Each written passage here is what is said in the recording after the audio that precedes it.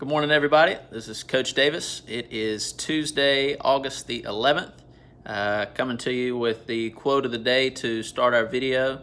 This quote comes from one of my inspirations, a coach named John Wooden.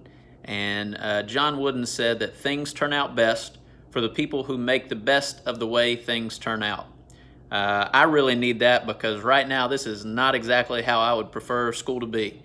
I'm very much a people person. I love being around students. I love being around you guys and getting to know you guys and hang out. So this is a tough situation for me. Obviously not the way that I would prefer things to work out, but this is the situation we're in. So it's my job to make sure that I make the best of it and continue to do the best at what I've been asked to do in my teaching and in my coaching. So I hope that you'll keep the same mindset moving forward. For today, health classes, you are continuing to work on your first aid guides. I want to again show you this example that we kind of took a quick look at yesterday. This is one from past classes, and I just want you to get a good idea of what that looks like, so hopefully you know if you're on the right track or not. Keeping things pretty simple, okay? On the website that you're looking at, there is a lot of information there, but it is your job to dig through that information and to be able to format that into what we just looked at, where you can kind of put it in bullet points and condense that information into the key points that you really need to know. So, for instance, the first one on this list is alcohol poisoning. If you were doing alcohol poisoning, I don't need you to write 3 paragraphs about what it is, the signs and the symptoms, and the proper treatment. I just need a nice, clean format so we know what it is. We know the top, 4 or 5 signs and symptoms that we can look for to know that's going on, and then the top, 3 or 4 things that we need to do as proper treatment. You have to remember that as first aid responders, it's not our job to save their life. It's not our job to take the place of EMS or EMT or anybody like that. It is simply to help these victims be as comfortable as they can and as calm as they can until emergency services arrive. So just want to make sure that you have a good idea of what that looks like, keeping it nice and condensed, and make sure you're continuing to get their 25 out of those 55 on the website done and submitted in some way on Google Classroom on Friday. Obviously, I got to have a virtual copy of that. So even if you write it out on pencil and paper, I'm fine with that, but make sure that you take a picture of it and are able to email that to me for your grade. For Lifetime Sports, you should be continuing with your golf notes.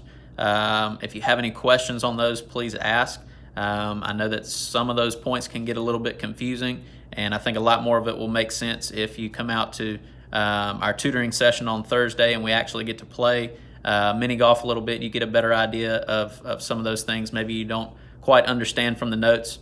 One of the things that I want to take a quick look at is the scoring. Okay, you have to know how to keep score so that when we arrive on Thursday, you have an idea of what's going on. So I've got an example here. Now we'll be playing mini golf. We obviously won't be on a full golf course, but this is what this should look like, okay? As you're keeping score, all you need to write down is your name on the far left, and then you'll write down the number that you make on that hole. So if you'll notice, hole number 1 on this scorecard is a par 5.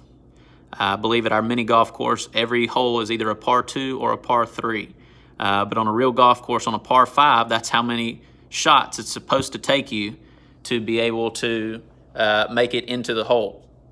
So if you hit 6, you would just write down 6. That's how many shots it took you to make it. If you made it in 4, that's how many shots it took you to make it. Now, you start getting into some of that terminology. A birdie means 1 under par. A bogey means 1 over par. We'll talk more about that as we go along. So all you need on your scorecard when you're keeping score is to write the actual numbers, and then at the end of the round, you'll add those up, okay? Now, if you add what par is supposed to be together for all the holes, for instance, on this scorecard, par for 9 holes is 36.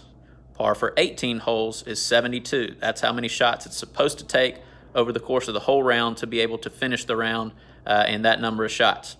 Now, most people, including myself, are not quite that good. So we end up shooting, on a regular golf course, maybe 80, 85, 90, 100, depends on how good of a golfer you are. That's when you can start figuring out the under par and over par. That's where that comes in. So if par for 18 holes is 72 and I shoot 80 for my whole round, then I would finish at 8 over par, because par is 72. That's how many shots it was supposed to have taken me. But I shot an 80, so I finished 8 over par. Now, if I played really well and I finished with 70, okay, if I shot a 70 and par was 72, I would finish 2 under par. Okay, I know a lot of that, those numbers can get confusing, the minus whatever and the plus whatever, and then putting in, the actual numbers of how many you make on that hole. But hopefully that makes some sense and you have an idea of how to keep score when we get to play on Thursday. Remember, that's going to cost $3, and it will be from 12:30 to 1:30. That is optional, of course. You are not required to attend that, but that's a great opportunity to get out for about an hour to play a little bit. Make sure you have your own transportation, figure out your food situation, and we'll meet out there at 12:30. Finally, for advanced basketball, if you missed our Zoom session yesterday, please reach out to some of your teammates. I think we had probably 3/4 of the team were on the Zoom call. So if you missed out on that, please reach out to somebody who was on that. We just kind of went over our base offenses. There were 5 different offenses we went over. We went over our early offense. We went over motion 4, motion 5, 3 out, and X. Okay, early offense we want to run every time down the floor. Motion 4 and motion 5 are both going to be our base man-to-man offenses. 3 out is our base offense against a 2-1-2 or a 2-3 zone. And then we run X as our base offense against a 3-2 zone or a 1-3-1 zone. So we didn't get too complicated with that, and you should be familiar with a lot of those things. You've done them at the middle school and at the high school. If you have any questions, you can reach out, let me know. Reach out to your teammates. They should have a good idea of what those things look like, and you need to have some type of your own notebook going on to keep up with those things, even if it's just writing down and describing what should happen in those. If you want a diagram, whatever works best, whatever makes the most sense for you, please keep up with that so that you'll be able to turn that in by the end of the week. Also, you need to make sure, I'm going to flip it around here, make sure that you're keeping up with your home workouts. Okay, make sure this is the typical warm-up that we always do when we're together. And then the strengthening phase, see, we're just in phase 1 right now with the strengthening. So we're going to kind of build up for the first couple weeks before we take the next step and go on to phase 2. So make sure you're keeping up with that. Also, each day that you're at home, you need to be doing all of your ball handling drills. Okay, ball handling is an area that our entire team has the opportunity to improve. You don't need to have a goal at your house. All you need is one basketball. And these things won't take you a ton of time, but the better ball handler you become. We mentioned on our Zoom call yesterday that we're basically playing positionless basketball this year. We have a lot of great athletes, and I always want you to just be a basketball player. You're never going to be just a post player or just a guard or whatever it is. You're always going to be a well-rounded basketball player. So it doesn't matter how small, how big you are, you need to be working on these ball handling drills each day. So again, if anybody has any questions, you can always reach out. Hope that you're keeping up with everything through the week, and we'll see you tomorrow.